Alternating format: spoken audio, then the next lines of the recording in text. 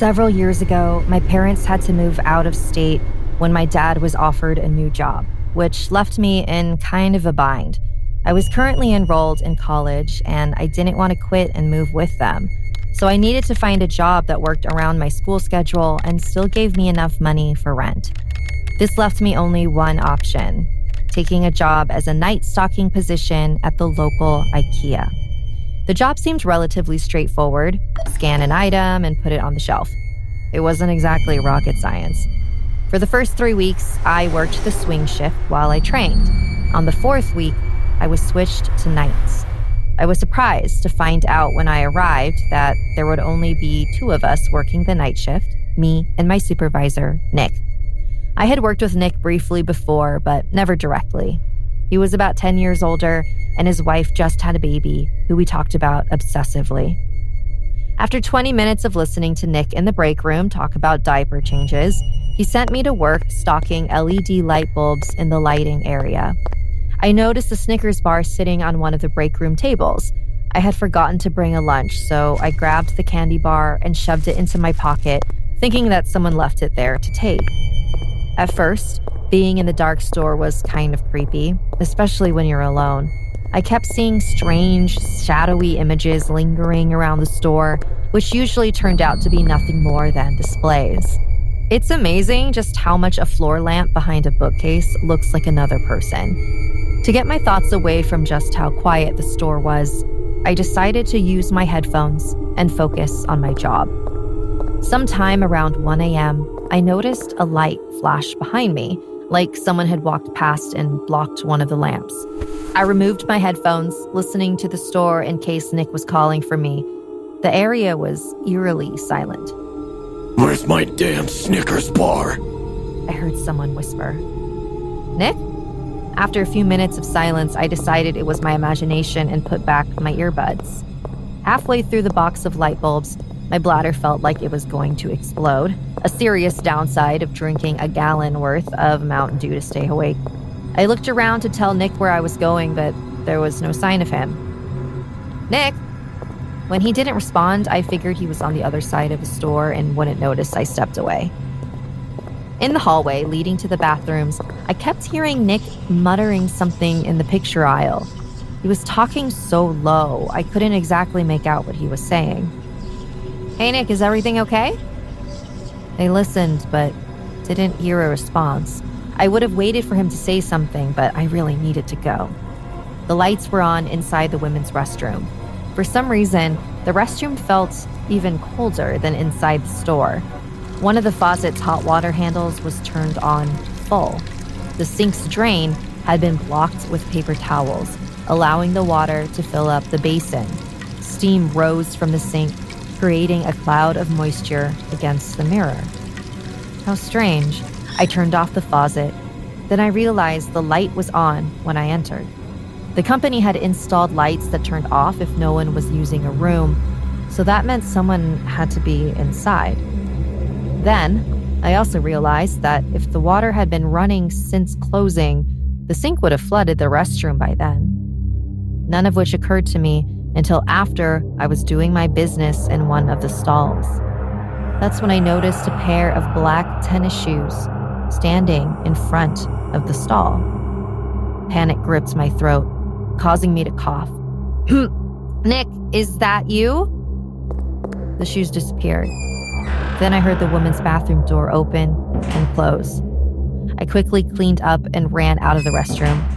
As I hurried out of the hallway, I ran directly into Nick. "Were you just in the women's bathroom?" "What? No. Why would I be in the girls' room?" Nick asked. I looked down at his shoes, which were covered by protective booties. I could have sworn... Never mind. What do you need? "I want to tell you it's time for a break, but it looks like you were on one already." Nick accused. "Yeah, I ran to the bathroom." I paused, hearing one of the displays scraping against the tile floor. "Did you hear that?" "Hear what?" Nick asked, scanning the room.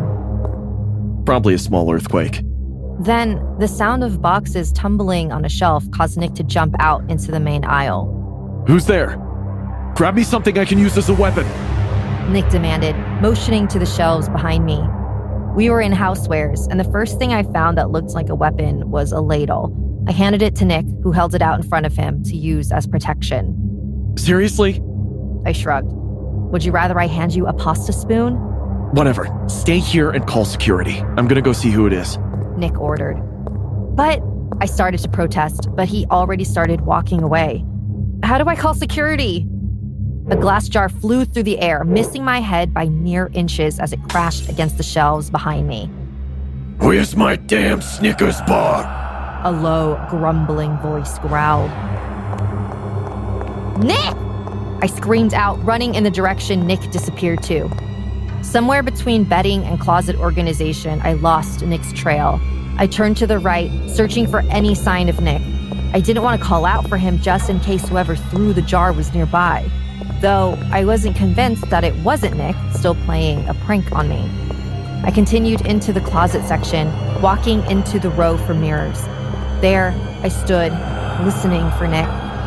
All I could hear was the gentle hum of the heaters as they turned on. Then I turned, seeing my image on the wall of display mirrors. Behind me, I could just see a grisly image of a man clothed in black with a long, wiry beard. His crazed eyes stared at me as his lips parted to smile, his teeth blackened and missing. Look, I'm sorry, I didn't know it was your Snickers. The candy bar was still in my pocket. I took it out, offering it to the man who snatched it from me like a wild animal. Freeze! A security officer called out from behind the man. Nick ran from behind the security officer to me, holding onto my shoulder. Are you okay? I nodded, shaken by the experience. The man's name was Henry, and he had suffered from schizophrenia all his life. It turned out he had snuck in through the dock that evening. He'd been living in a warehouse behind the store for many years. The typical security officer, Mike, who worked the night shift, would bring Henry a Snickers bar in exchange for staying off the property. However, that night, Mike had called off sick, and the new guy had forgotten to give Henry the candy bar that Mike had left in the break room. I continued to work the night shift from time to time throughout college. Whenever I did, I made a habit of always carrying a Snickers bar, just in case Henry showed up again. Before starting the story, I would suggest you guys to go subscribe to the channel. It turns out that most of you guys who watch me aren't actually subscribed.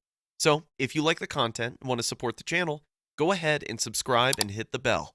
It's free, and you can always change your mind later. It was my first ever shift. I had been job searching for just over 2 months when a position at my town's local IKEA opened up an opportunity. Not having much other choice, I went for it. I was 17 at the time, and highly unqualified. Yet, somehow I got the job. On my first shift, my other coworkers almost immediately came up to me and warned me not to make any mistakes. One of the more friendly ones, Sam, looked exhausted and terrified. Our boss, he's not right. There have been many before you who supposedly quit on the first shift, but nobody ever saw them leave. I say Mr. Walker had something to do with it. He's been to prison, you know. Though he won't say why, so don't ask him. Avoid him all you can. After giving me the warning, he left to go and get started on the task for the day, like cleaning and restocking the shelves, running inventory, etc. I kinda just stood there for a while, unnerved, scared even. When I applied, I was never even given an interview. They just accepted it. He just accepted it. Once I got going after that, however, the rest of the shift went pretty well. I was on till for around 2 hours before being moved on to restocking like Sam was doing earlier. As he handed me the clipboard and pen and pointed me to the storage room, he whispered to me, Jessica was the one you replaced. She went missing just a week ago on the exact same shift you're on now. Please, be careful. I opened my mouth to answer him, but he had already moved off after putting the supplies in my arms. I was a little shaken, to say the least, but I had to keep going. It sounded like this job was volatile. Not sure if that's the right word to call it now, but I think you get the picture. After checking the first half of the store, the announcement came that the store was closing. As I watched the final few customers leave, I began making my way over towards the back of the store, where I thought the rest of the restocking was needed. The deeper I went into the store, the more I noticed the shelves were growing emptier and emptier. There was a no access sign next to one of the final corridors. I ignored it, thinking it was for customers only. Sam was at the opposite end of the store. He was logging the profits and cleaning out the front desk. I checked around me before entering. It seemed darker. The lights were dimmer the further I traveled into the restricted zone. Just a few steps in, I noticed a foul, rotten smell. I breathed in once, reeled back, and had to cover my mouth to avoid vomiting. It was utterly grotesque. I stepped back and the smell faded. I stepped forward and it intensified. I squinted and looked further down the corridor, searching for the source. At the very end there was a metal door, open. There was a red light glowing from it. It looked far too odd to explore alone, so I radioed for Sam. "Hey, Sam, could you come to the back of the store? There's this horrid smell and a weird door. I don't know what it is, but I'm coming." He was blunt, like he already knew. Moments later, a clamor of footsteps came thundering down the corridors of shelves. "I'm here. Where's the door?" Sam arrived promptly. He was panting, out of breath, his face red with panic. "Right there." I pointed towards the door. His eyes followed my finger, and at once we were both locked onto it. The door. Slowly we crept towards it. Soon enough, we arrived outside the door, and peering in, we froze. Sam lurched back, also covering his mouth. His face went green.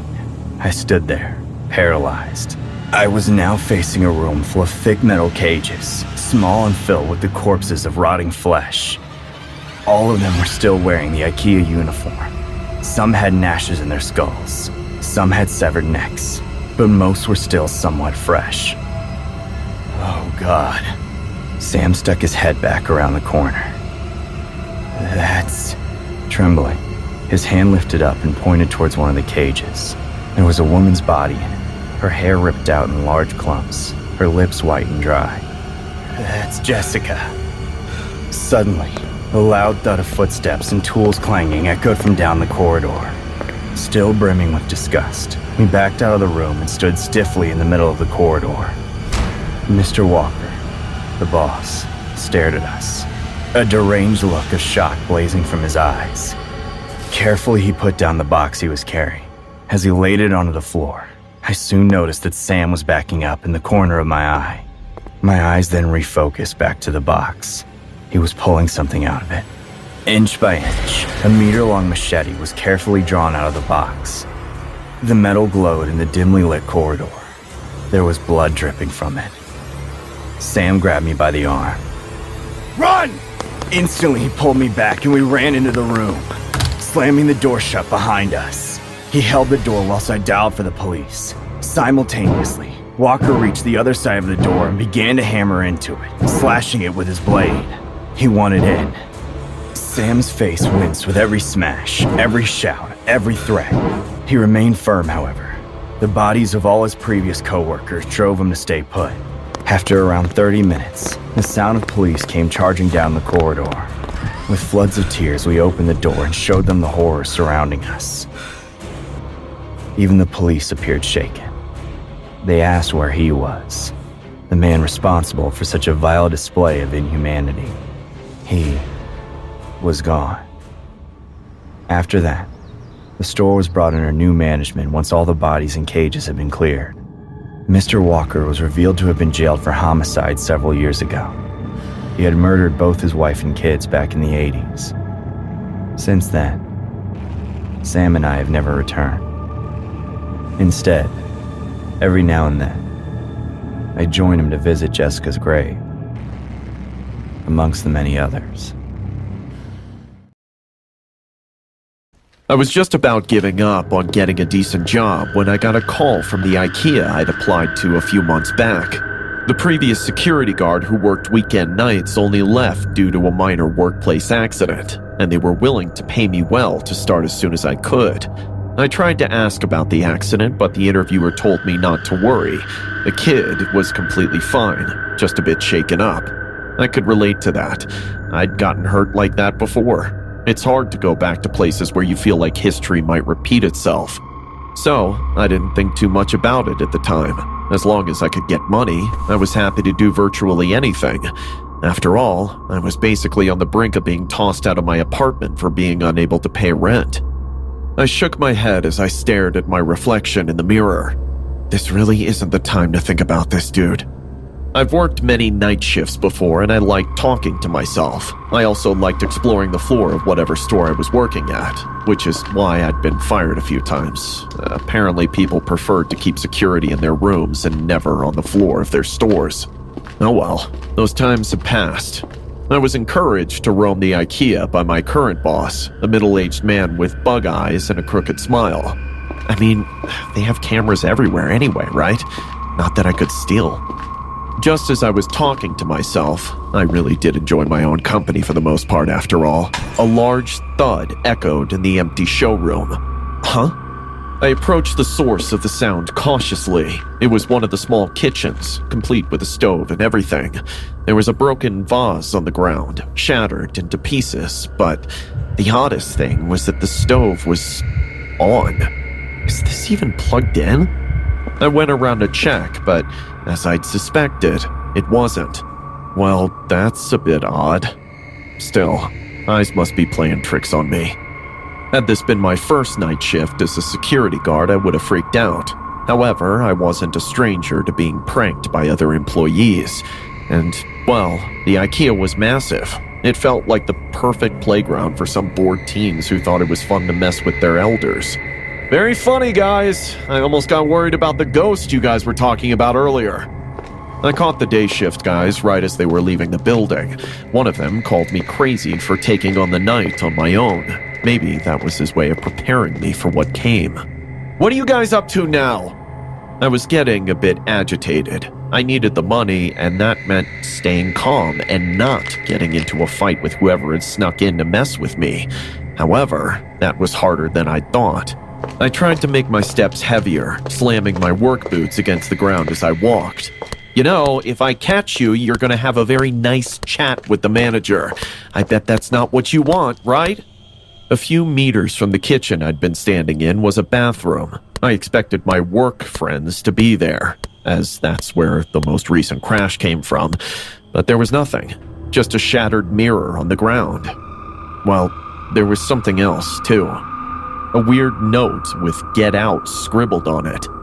Okay, this is getting weird. Then again, the whole situation was a bit weird. Why would someone who'd worked all day sneak in just to mess with a newbie? It had happened to me before, but I still couldn't grasp just why.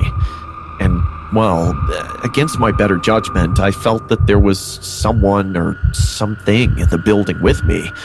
But that was impossible. See, when you work security for a long enough time and love snooping around places you should not go to unless there's an emergency, you start to recognize the sounds people make. Walking, moving around, even just breathing. There was nothing. Okay, this isn't funny. Something just didn't feel right. It felt like I'd been wandering the rooms for hours by then, and yet when I looked at my watch, I was only 10 minutes into my shift. Okay, I still have 7 hours to go. I'll just sit down and hope for the best. My plan failed. I went up to the door of the security room, but it was locked shut. What the hell? I wrestled with the door until it eventually gave way. By then, I was panting, terror creeping up my spine. Something wasn't letting me relax. Words froze in my throat as I barricaded the entry. Just what on earth was going on? Only then did I realize that the cameras I was supposed to watch were still very much on. Okay, that's good. Let's just find those punks. I bet you're all laughing your heads off. I know it's you. Kids, no matter how much I stared at the footage, I found no one but me in the store. I was truly on my own, and yet And yet, I hadn't noticed it much before, but the rooms themselves constantly moved. A glass switched places with a vase here, a TV turned around there, and so on. Is this place haunted? I wanted to laugh, but I couldn't. Suddenly, I felt the air in the room shift. It was so cold all of a sudden. I heard it again. Laughter bounced off the wall, loud and sharp. I felt cold, heavy arms wrap around my body, keeping me in place. And then, I ran. The only feasible way out was through the windows. The store's main door was locked, and I didn't have the time to mess with the alarm system. Luckily, I wasn't too high up. It didn't feel like such a hard thing to do, but it was still a struggle, dragging my body around with what felt like hundreds of pounds of extra weight on me. Let me go! I managed to somehow twist my body around, and within seconds, I was out. But as I ran away as fast as I could, something landed atop my head. It was a sheet of paper, sticky and gross from the rain. The wind must have ripped it off whichever building it was plastered to. As I tried to check it out with still trembling hands, I realized that perhaps there was a reason why I'd been offered a lot more money than normal for the job. It was a missing poster, and the name on it was awfully familiar.